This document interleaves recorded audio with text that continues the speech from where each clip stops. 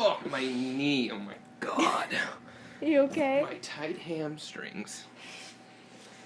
This week on The Bachelor Buds. Jake's hamstring buds. Oh, my God. I haven't done any yoga in so long. That would be a good episode if they all did yoga together. Oh, my God. Farting. Can you imagine? They would be farting. They would be farting like mad.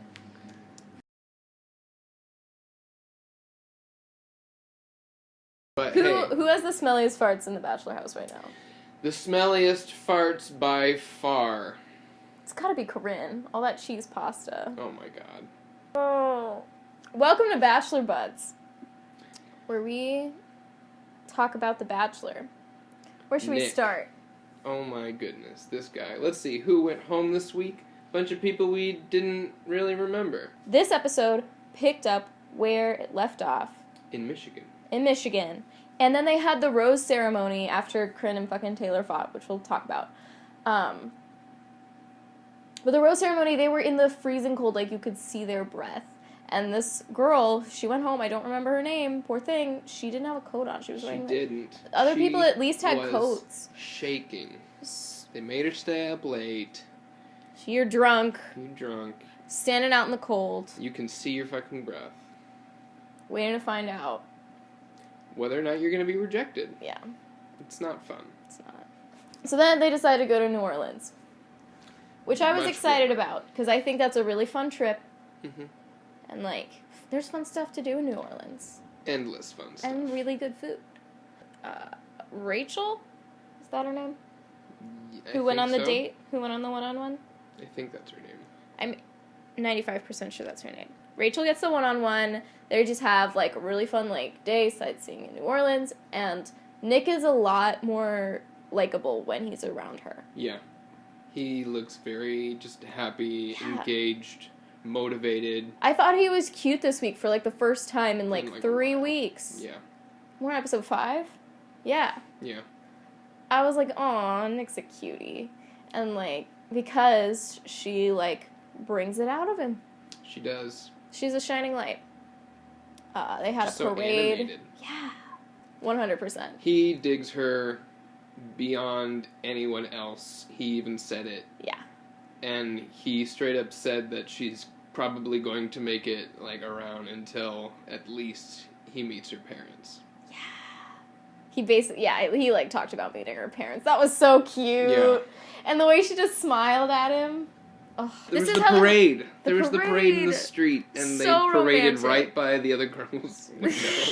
So then, the 2016 election happened, but on The Bachelor. That was a wild ride. This 2-on-1. Man, do we have to get there already? We skipped the group date. Oh yeah! A haunted house group date. With May, the ghost. What a great idea. Like, the producers must really hate this group of women, because they just, like, put them in a haunted house for the night. It's a banner year. Gave them a Ouija board. Messed with them. Straight up messed with them. All night long. It was just an excuse for them to just, like, flicker the lights. Nosferatu. Any other year, The Bachelor would have had a more, like, protective role. Yeah. And he was having the best time. He was so into it. It was sweet. It was fun. Honestly. It was. It made for good television. Corinne and Taylor. Corinne and Taylor go on this 2-on-1. As we all knew they would. Yeah. It became apparent from very first moment. They were like, there's a 2-on-1 card. Yeah. Who wants to go on a 2-on-1 date, first of all? And at the beginning of the season, we were like, Corinne is this season's Chad. Yeah. Hashtag Chadless. Hashtag Chadless. There's no way. As the night kept continuing, the fact that we were mistaken became more and more apparent. Yeah. Because Corinne, in reality, is the winner of the election. At the beginning of the season, we thought she was Chad. Turns out she's the Bachelor's equivalent of the guy who lives in that big white building. Tiny Hen's Jump. Smonald Snumph. Predator in Chief. Predator in Chief. Snoddled Snumpf. Taylor just got too focused on Corinne. And being better than her. And Nick picked Corinne. And you know what? I think that says a lot about Nick, first of all. Yes. We just gotta realize that the story being told is Nick. Yeah. And Taylor is not the best match. No. First of all, they go on this voodoo date. They went on this voodoo date in, like, the bayou, which I thought was nice. That was a cool idea. I was like, yeah, okay, like, you get to explore, but Corinne didn't like it, of course. And Taylor was just pouting. Being very kind of smug, like, the Yeah. whole time. Not saying that I would be any different if I was in her situation. Yeah. But it didn't come across well on television. No.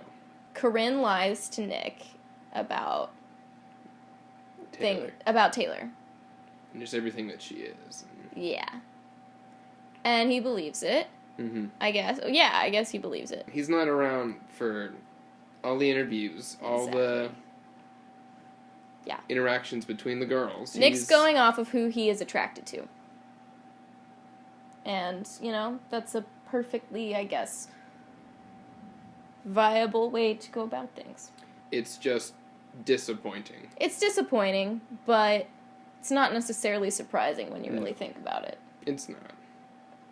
And here we are. And next week, there's going to be a recount. There's going to be a recount. A recall election. Taylor comes back and interrupts their one-on-one date at the end of the episode. Yeah. To be continued into next week. Which Chad did the same thing, remember? So is Taylor actually Chad? No. We're just going to have to see what Taylor has to say next week. And that will kind of define everything. I don't think it's going to change Nick's mind. But I think she's going to make herself look worse. Yeah.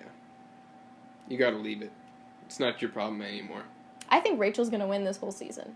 That's my last hope.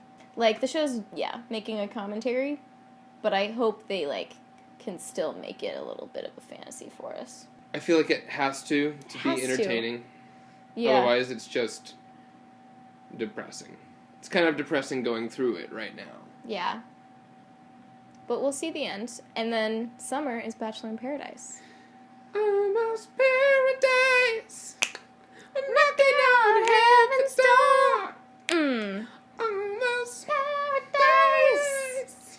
How could we ask for more? Us. Yeah. See you next week, everybody.